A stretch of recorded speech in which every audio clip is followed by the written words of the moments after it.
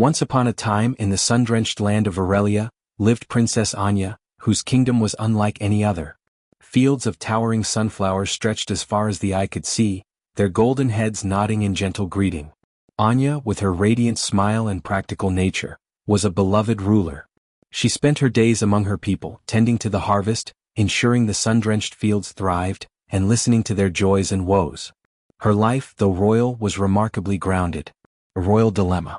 Yet even in this idyllic kingdom, the shadow of tradition loomed. Her father, the wise but aging King Theron, believed it was time for Anya to secure her future and the future of Aurelia through marriage.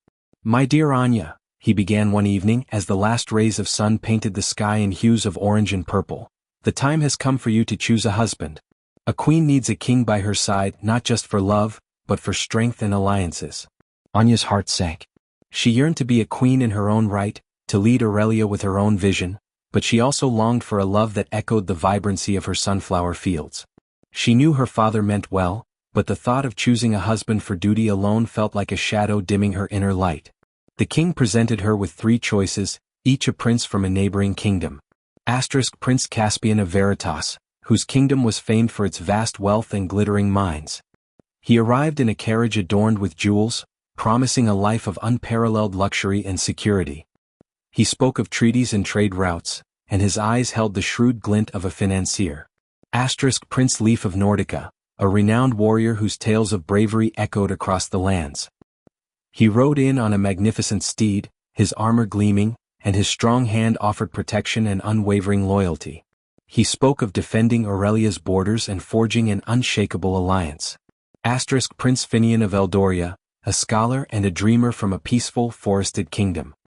He arrived quietly, observing the sunflowers with a gentle curiosity. He spoke little at first, seeming almost overwhelmed by the grandeur of the court, but his gaze, whenever it met Anya's, held a depth of emotion that was both startling and tender. He spoke of shared dreams and building a future together, his voice soft but earnest, his eyes unable to contain the adoration that spilled forth. The princess's choice. Anya spent days with each prince. With Prince Caspian, she walked through bustling markets discussing economic strategies. She admired his intellect and his dedication to his people's prosperity, but felt a quiet emptiness when he spoke only of gold and power. With Prince Leif, she practiced archery in the royal gardens, admiring his strength and unwavering resolve.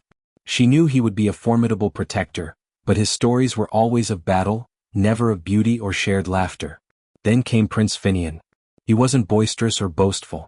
He listened more than he spoke, and when he did, his words were thoughtful and kind.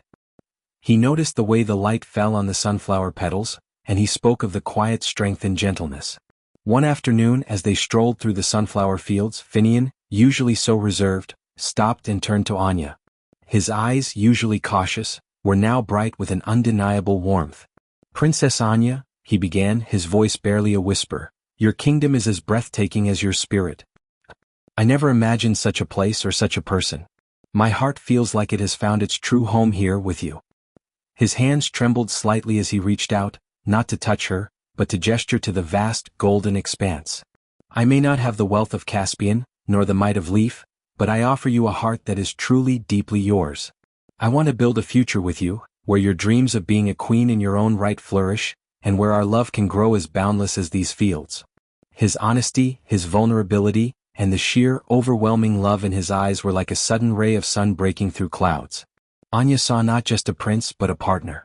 She saw someone who cherished her for who she was, someone who would champion her aspirations, and someone with whom she could share not just a throne, but a life filled with genuine affection.